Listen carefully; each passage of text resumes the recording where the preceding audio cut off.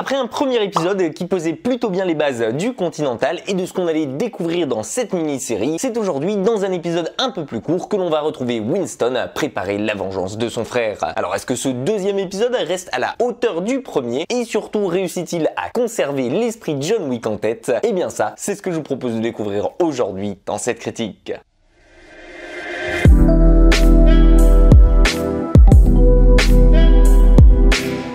Après l'épisode de la semaine dernière et la mort de son frère Frankie, Winston va être obligé de réagir dans un épisode qui sent bon la vengeance, le tout en préparant un assaut notamment contre le Continental. En effet, ce dernier cherche à s'attaquer à Cormac qui lui court toujours après concernant l'objet que lui a volé son frère. Seulement voilà, la frappe de pièce que son frère lui a dérobée, eh bien Winston ne sait toujours pas où il l'a caché. Et plutôt que d'attendre des représailles sans rien faire, il préfère attaquer en premier, quitte à au moins conserver l'effet de surprise de son côté. Et dans sa quête, justement, il va pouvoir compter sur Miles et sa sœur Katie qui possèdent le dojo pour pouvoir l'aider. En effet, vous allez rapidement le voir ici, avec ce deuxième épisode, on sent que les scénaristes ont un peu calmé le jeu pour, j'imagine, mieux se déchaîner dans la troisième et dernière partie. Ce sera donc moins question ici de baston, de combat à foison, même s'il y aura toujours un peu d'action au profit de la mise en place d'un plan gigantesque pour faire tomber Cormac et surtout récupérer au passage le Continental. Continental qui va justement devenir tel qu'on le connaît dans la saga John Wick. Donc bon, de ce côté-là, il n'y a pas vraiment de surprise puisqu'on sait que c'est après Winston qui va le diriger. Mais bon, il y a tout de même 2-3 passages intéressants dans cet épisode sur lesquels on va s'attarder, même si on sent que c'est un peu l'épisode dans le creux de la vague puisqu'il y a beaucoup moins d'action au profit de l'histoire qui va un peu plus s'attarder ici sur 3 personnages en particulier, dont celui de Katie, la sœur de Miles, celui de Sharon et du coup, bien entendu, Cormac. En effet, d'un côté, vous allez donc suivre les péripéties de Katie, elle qui peine à sauver l'héritage de son père, à savoir le dojo, et qui tente de le rendre viable, même si globalement elle n'y arrive pas vraiment à joindre les deux bouts, et que pour survivre, elle est obligée de suivre son frère dans tous ses plans foireux. Mais en plus de ça ici, l'épisode va s'attarder sur un nouveau personnage qu'on ne connaissait pas jusqu'alors, et qui globalement voudrait récupérer le dojo, lui qui possède à peu près tout ce qu'il y a et tous les autres commerces dans Chinatown. On va donc découvrir ainsi une nouvelle rivalité commerciale en quelque sorte, mais qui va probablement nous servir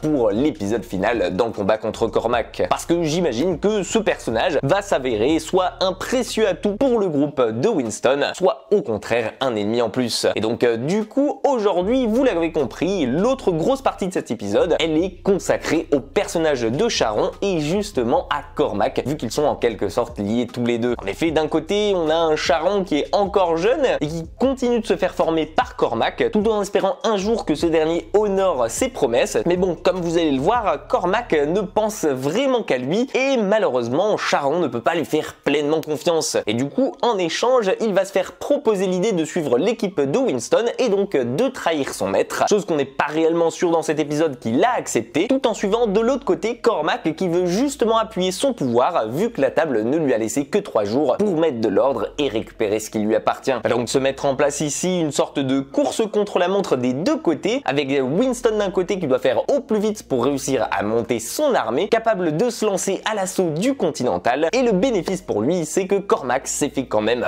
pas mal d'ennemis en ville. Mais vu qu'il a beaucoup de pouvoir, et ben même si beaucoup de gens veulent sa mort, la grosse difficulté va être de réussir à les convaincre de le suivre dans un assaut qui est quand même jugé comme suicidaire. Parce que qui dit s'attaquer à l'hôtel dit justement déchaîner tous les tueurs à gages qui logent dedans et surtout s'attaquer à une institution comme la Grande Table. Alors bon, dans la globalité, personnellement, j'ai plutôt bien aimé cet épisode, même si je vais pas vous le cacher, j'étais un peu moins dedans que dans le premier, vu qu'il est un poil plus lent, qu'il y a plus de blabla et que globalement il est juste là pour mettre les choses en ordre et il est préparé pour l'épisode de la semaine prochaine qui va clôturer cette mini-série. Donc oui, cet épisode est tout de même un peu moins surprenant, avec moins d'action, moins de cascades et surtout moins de surprises liées à la découverte de ces personnages comme dans le premier. Mais bon, des épisodes comme ça, il en faut bien dans toutes les séries, et d'un autre côté, il permet tout de même d'en apprendre un peu plus sur les personnages secondaires, comme par exemple Sharon, et comprendre pourquoi il travaille à l'hôtel et quel était son passé, même si à cause de ça, on doit quand même laisser de côté son atout principal, à savoir Winston. Chose que j'espère qu'ils rattraperont avec l'épisode 3 parce que honnêtement, j'ai envie d'en savoir plus sur lui. Mais bon, au moins rien qu'avec la fin de l'épisode et ce que fait Cormac, on a l'impression qu'il n'est pas